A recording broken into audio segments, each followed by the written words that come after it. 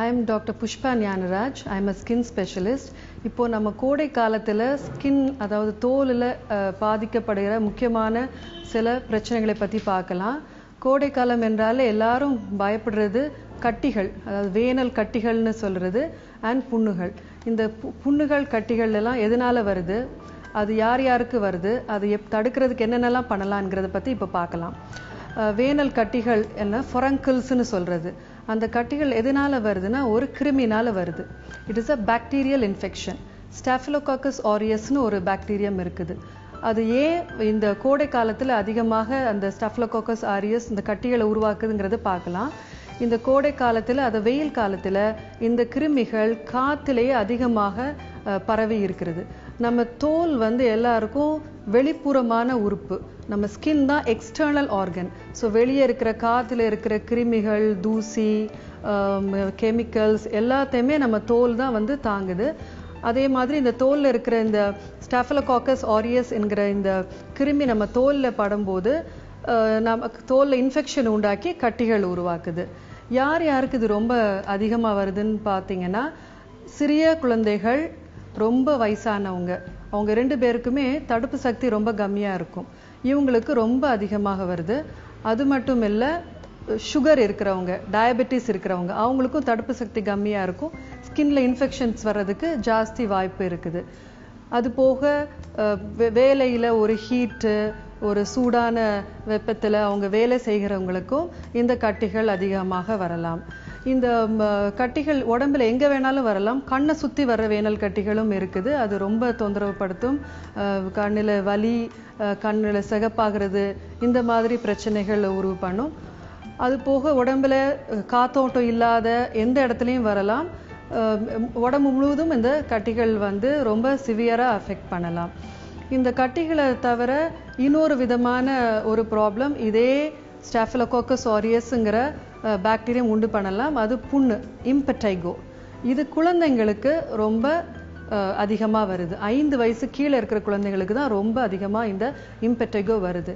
இந்த புண்ணு ஒருத்தட்டேருந்து ஒருத்தட்ட ரொம்ப அதிகமாக, ரொம்ப ஃபாஸ்ட்டாக பரவலாம்.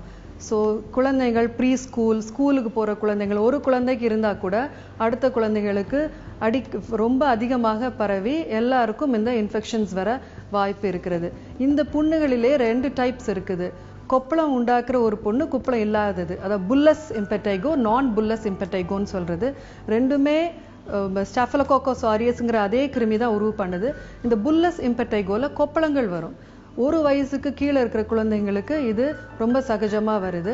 இந்த கொப்பளம் வர்ற புல்லஸ் இம்பெட்டைகோ எவ்வளவு சீக்கிரம் அதை கண்டுபிடித்து நம்ம அதை ட்ரீட்மெண்ட் பண்ணுறோமோ ரொம்ப முக்கியம். நிறைய பேர் அது அம்மைன்னு சொல்லிட்டு அதை ட்ரீட் பண்ணாமல் விட்டுறாங்க.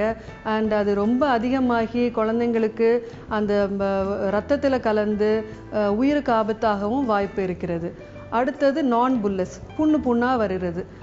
இப்போ அது 1 வயசுக்கு மேலே இருக்கிற குழந்தைகள், 5 வயசுக்கு கீழே இருக்கிற குழந்தைங்களுக்கு ரொம்ப காமனாக வருது.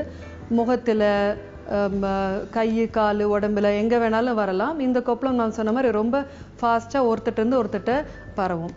இந்த மாதிரி கட்டி புண்ணுங்க வராமல் இருக்கிறதுக்கு நம்ம என்னென்னலாம் பண்ணலாம்? முதல், கண்டிப்பாக நம்ம வேர்வை, நம்ம உடம்புல இருக்கிற ஹீட்டு அடிக்கடி நம்ம வாஷ் அவுட் பண்ணணும். ஸோ சம்மரில் கண்டிப்பாக 3 or 4 times a day கண்டிப்பாக குளிக்க வேண்டும்.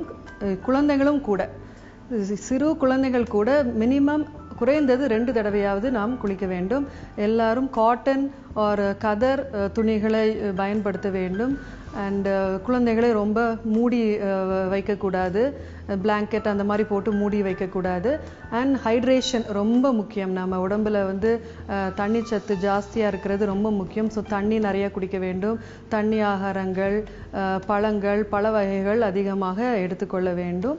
அண்ட் இந்த மாதிரி நம்ம பல வகையாக நம்ம பாதுகாத்துக்கிட்டோன்னா நாம் இந்த கட்டிகள், புண்ணுகள் வராமல் இருக்கிறத நம்ம தவிர்க்கலாம். கட்டிகள், புண்ணுகள் வராமல் இருக்கிறத தவிர்க்கிறதுக்கு பெண்களுக்கும் ஒரு பெரிய முக்கியமான ரோல் இருக்கிறது. ஹோம் மேக்கர்ஸ்னாலும் சரி, ஆஃபீஸ் கோயிங் விமென்னாலும் சரி, நம்மளையும் நம்முடைய குழந்தைகளையும் இந்த இன்ஃபெக்ஷன்ஸ் வராமல் தடுக்கிறது நம்மளுக்கு ஒரு பெரிய பொறுப்பு இருக்கிறது. ஸோ நம்ம கண்டிப்பாக நாமும் நம்மளுடைய நான் ஏற்கனவே சொன்ன மாதிரி நூல் புடவை, அதாவது காட்டன் க்ளோத்ஸ் வேர் பண்ணிக்கிறது, அண்ட் குழந்தைகளுக்கும் நம்ம காத்தோட்டமான துணிகளை அணிவிக்கிறது ரொம்ப முக்கியம்.